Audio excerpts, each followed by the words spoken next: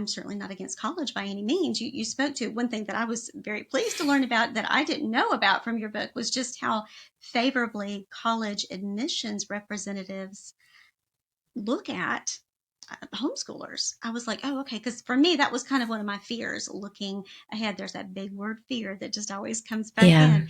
But that was one of the big, I guess, drawbacks or fears that I had. It didn't stop me, but it does kind of, Hmm. drum up in the back of my mind occasionally, like, okay, let me make sure I'm getting this right, if you will, before he goes to college, because how is this gonna be looked upon? Well, actually, the answer is it's looked on. The stats are there quite favorably. I Yeah. was surprised, pleasantly, but surprised. Yeah. I talked with a college advisor or admissions and, a counselor. I think they were a college admissions counselor.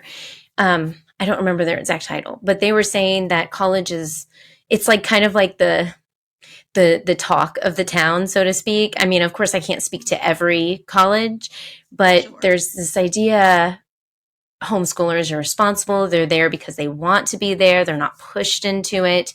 They have self Mhm. discipline, you know, and they get their work done. Like, they're not going to drop out. The dropout rate of homeschoolers in college is much lower than any other group. I don't know the statistic, but I know I heard it. I don't have it offhand, but yeah, it is. And so they are looked upon favorably. And so this is one of those things that parents run into when they hit high school is they all of a sudden forget why they homeschooled. All of a sudden it's all about college. And there's the other thing, like, really, nowadays, if you think about it, like, do all kids need to go to college to be successful? And but we still, in our brains, because we were public school trained, Yeah. think we Mhm. have to send them to college. We have to. It's just like this record in our head. We got to send them to college. We got to send them to college. If they Mhm. don't go to college, they're not going to be successful. And it's just a broken record. And our society is changing. Now it seems like everybody wants to be their own boss. Mhm. Seems to be Mhm. the norm. And there's also, Yes. technical school. And I Mhm. mean, I'm serious. Like, plumbers make more money than than Mhm. teachers. Yes. Then therapists. Than I won't tell you they're- what I used to charge an hour, and I mean, but yeah, they do. They do. Hairstylists make more than what I anyway. yeah, but these are those little jobs that it seems like academia tend to look down at. Oh, you're just a plumber. Oh, you're just a hairstylist. Why don't you get your doctorate in astrophysics? Those are the people that are changing the world. Like, it's this just thought in your head that your child has to be smarter than everybody else in academics and forget, everything else. And it's almost like, some parents, I'm not speaking to all parents, but a lot of parents will just, once they hit that ninth grade, they just forget about everything else and get hyper focused on college, that they do forget about the importance of teaching God's word, for those people that are Christian.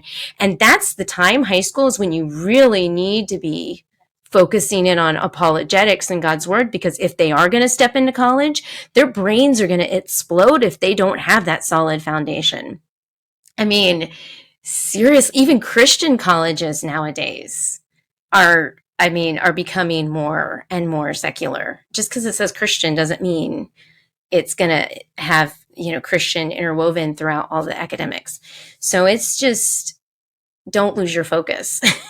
Don't No, forget why you homeschooled in the first no, place. that's Yeah. absolutely true. I mean, that is when the bulk of, I'm going to call them children anyway, because when you're 18, you're still a child to me.